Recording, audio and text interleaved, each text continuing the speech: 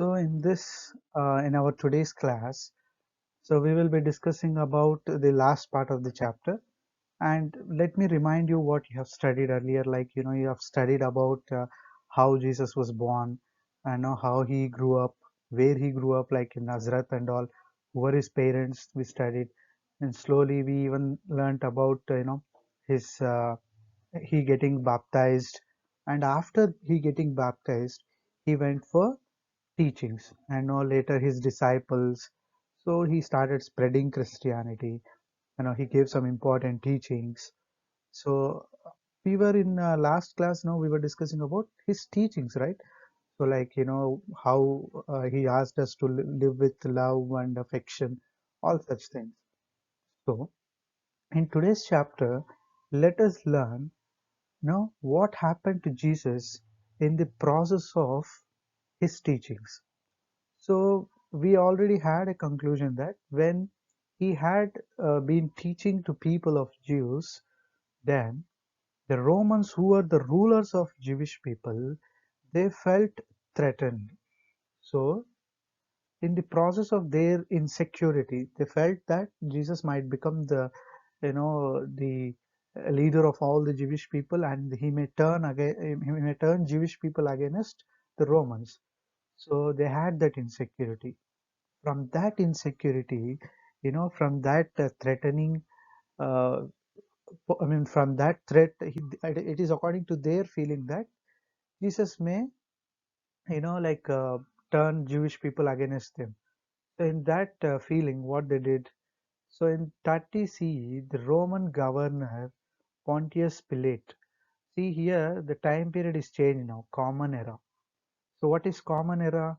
Common Era or is a period during which Jesus Christ was living and propagating his teachings. Hence this term called Common Era will be used by historians.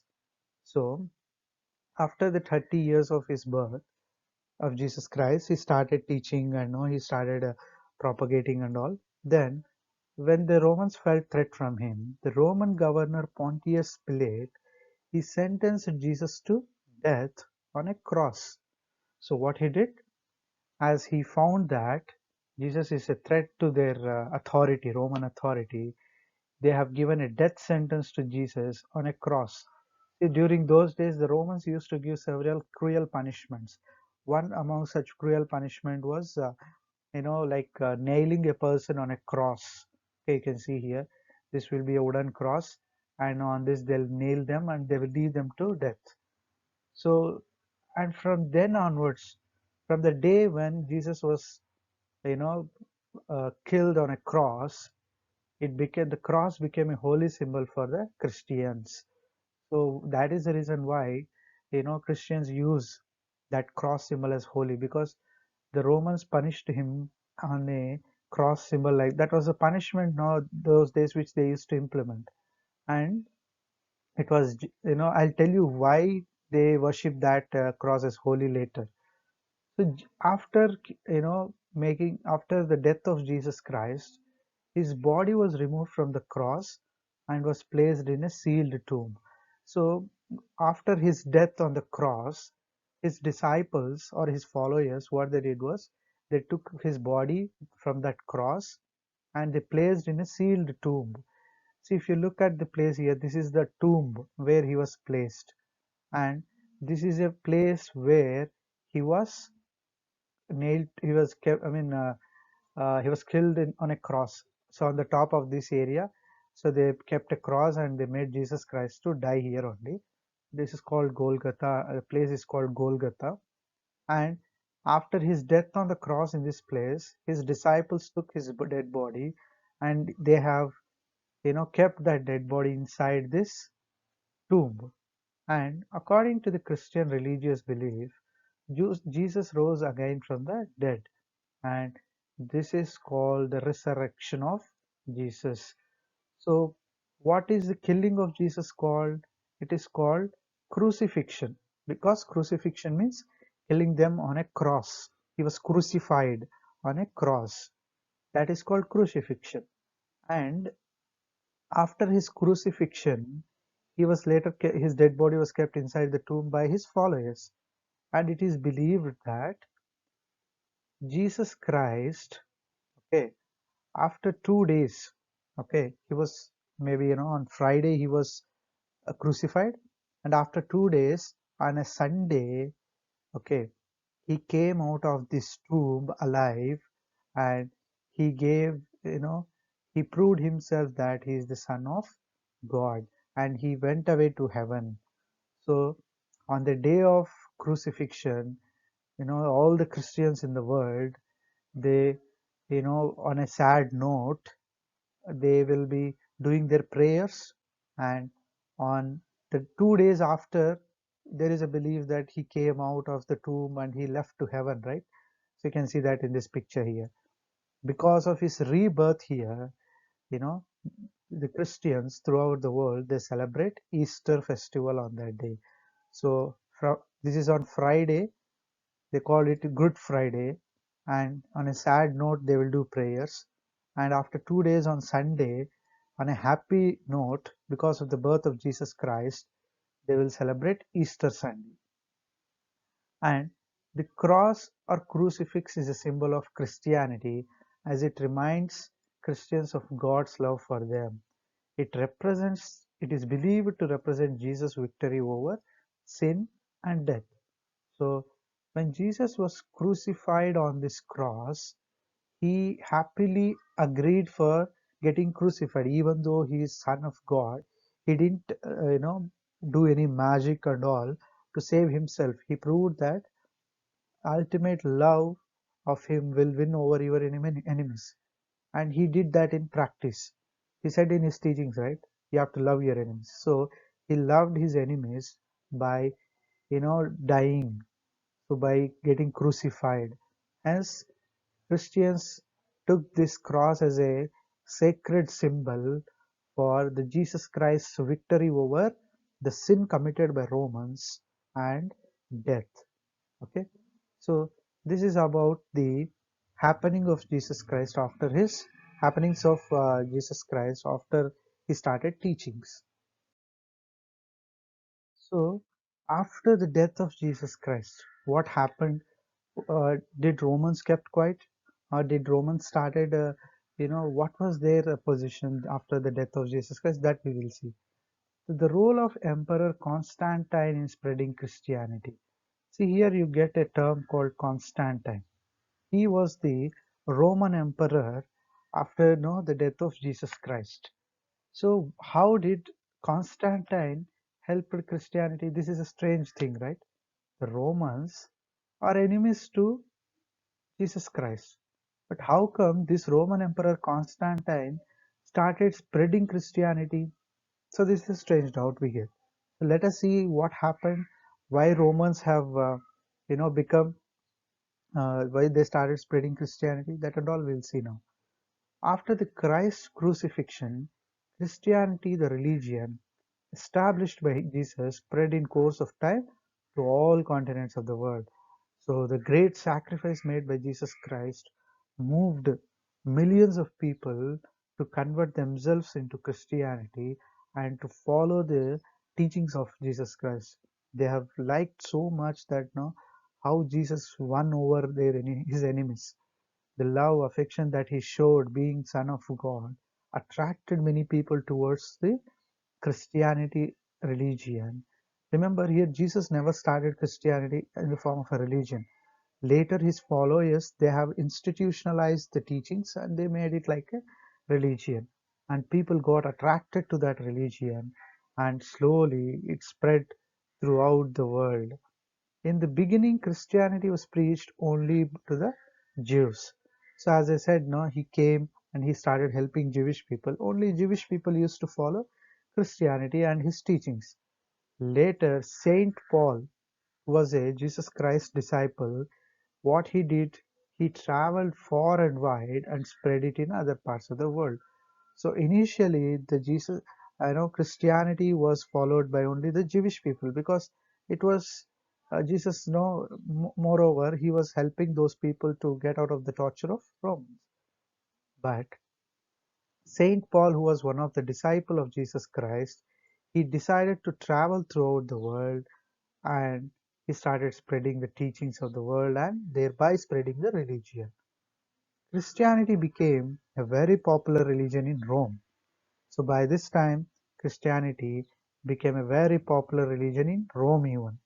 Because of the disciples' activities, okay, it became very popular. And by this time, the Roman emperor was Constantine.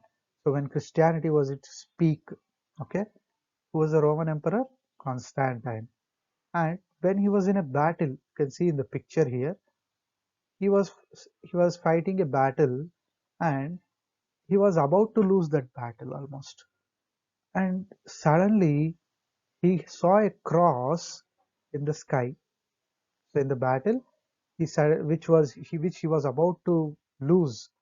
In such situation, he saw suddenly a cross in the sky, and after watching that cross, and he got attracted and he prayed. It helped him to win that battle.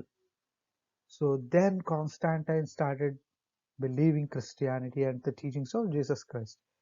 And once he believed in Christianity, he started constructing new churches, encouraged Christian priests, and he even shifted the capital from Rome to Constantinople. So Constantinople, he constructed a new, you know, it was earlier referred as Byzantium, and with new constructions and other modifications, Constantine, the Roman emperor, created one new city to encourage Christianity, and he even made that city as capital city of Rome. So now you might understand why Constantine has the Romans, being a Roman Constantine, why he spreaded Christianity. He himself adapted Christianity, and he even constructed a capital city called Constantinople. So, so even after Constantine, okay, Christianity was followed by Romans. The successor of Constantine was Theodosius. Okay, so Theodosius, who was who was the next ruler of Rome after Constantine, he also followed Christianity, and he declared Christianity as the official religion of Rome. See, from the state of fighting against Jewish people, the Romans have finally become the followers of, you know, the Jewish leader Jesus Christ. He even declared the Christianity as a official religion in 392 CE. So 392 years after Jesus Christ, Christianity was made as a state religion, the or official religion of Rome. And the Holy Roman Empire established by Charles Magny in 9th century CE. So like this, no? So there are many rulers who who encouraged Christianity even after Constantine, like Charlie Magny, Theodosius, many people. Charlie Magny also no, he followed Christianity. He was an ardent follower, he was a very hardcore follower. He wanted to bring the whole of Europe into Christian, and he therefore built churches, cathedrals, and monasteries. So Charles Magny built churches, cathedrals. Cathedrals means this is one important church under which many other churches will be there, where the bishop and all will be staying. Bishop is nothing but he is head of all the churches into a particular area, and the church to which that bishop belongs is called a cathedral, which is an important church. And monasteries. So monasteries are the places where the missionaries and the monks of Christianity they stay. They learn Bible, they try to propagate the teachings, and all many such things will happen. They are like places where they live, they read the scriptures of Christianity, and they also serve as staying places for the monks who travel from one place to another place. So Charlie Magny, see Theodosius in one way he encouraged Christianity. Charlie Magny, by constructing churches, cathedrals, and monasteries, he encouraged Christianity. He was proclaimed as the Holy Roman Emperor by Pope Leo III. So Pope was also like he was head of all the Catholic Christians in the world. So he even proclaimed, by the work did by Charlemagne, the Pope, who is head of the Christians, he declared him as a Roman emperor. So in such a way, Charlemagne has propagated Christianity. Saint Peter's Church at Rome became the chief icon church, and its bishop came to be regarded as Christ, Christ's representative on earth, and he was called Pope. So if you look at the picture here, this is Saint Peter's Church in Rome. So this church in Rome was head of, it has a bishop, right? This is a, like you can call it as a cathedral church. Under this, many small churches will be there throughout Rome. And what happened? This became a main church, and this main church will have bishop. Later, so why this bishop is very sacred for Christians? Because they consider that Jesus Christ's representative is bishop. So bishop was a very important person in this Saint Peter's Church. Later, this bishop was elevated to the position of Pope. Okay, so Pope, who will be head of all the Christians in the world. So this is about the lesson, the Christianity.